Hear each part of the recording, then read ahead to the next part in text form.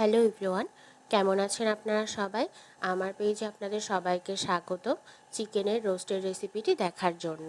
এই জন্য প্রথমে আমি একটি বাটিতে মাংসের পিসগুলো নিয়ে ওর মধ্যে শুকনো মরিচের গুঁড়া ও লবণ দিয়ে ভালোভাবে মেখে নেব। মেখে নেওয়া হয়ে গেলে আমি ভাজার জন্য প্রথমে একটি কড়াইতে দিয়ে দিচ্ছি তেল। তেল কিছুটা গরম হয়ে এলে আমি ওর মধ্যে মাংসের পিসগুলো দিয়ে ভালোভাবে ভেজে নিচ্ছি। দুই পাশে ভালোভাবে ভেজে নেওয়া হয়ে গেলে আমি তুলে নেব।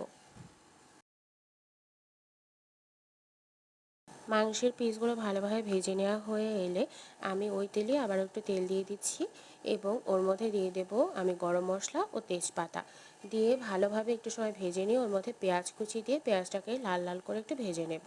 তারপর ওর মধ্যে দিয়ে দিচ্ছি জিরা বাটা, আদা বাটা, রসুন বাটা, লবণ, টক দই ও শুকনো মরিচের গুঁড়া দিয়ে আমি ভালোভাবে মশলাটাকে কিছু সময় কষিয়ে নেব।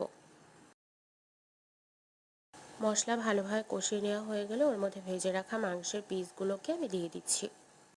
এরপর মশলার সাথে মাংসটাকে আমি আবারও কিছু সময় কষিয়ে নেব। কষানোর এক পর্যায়ে আমি দিয়ে দিচ্ছি এখানে বাদাম বাটা। কিছু সময় মিশিয়ে নিয়ে আমি এর মধ্যে দিয়ে দিচ্ছি চিনি। চিনি দিয়ে ভালোভাবে আমি একটু মিশিয়ে নিয়ে সেদ্ধ করার জন্য আমি এখানে দিয়ে দিচ্ছি গরুর দুধ। এরপরে দিয়ে দেব আমি এখানে কয়েকটা কাঁচামরিচ। মাংস ভালোভাবে সিদ্ধ হওয়ার জন্য আমি এখানে ঢাকা দিয়ে দিচ্ছি।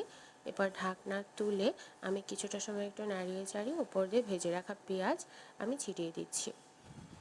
এরপর আমি নামিয়ে নিচ্ছি। গার্নিশিংয়ের জন্য আমি উপর থেকে একটু পেঁয়াজের বেরেস্তা ছিটিয়ে পরিবেশন করছি। আশা করছি রেসিপিটি সবার ভালো লাগবে। ভালো লাগলে অবশ্যই লাইক, কমেন্ট ও শেয়ার দিয়ে পাশেই থাকবেন। ধন্যবাদ।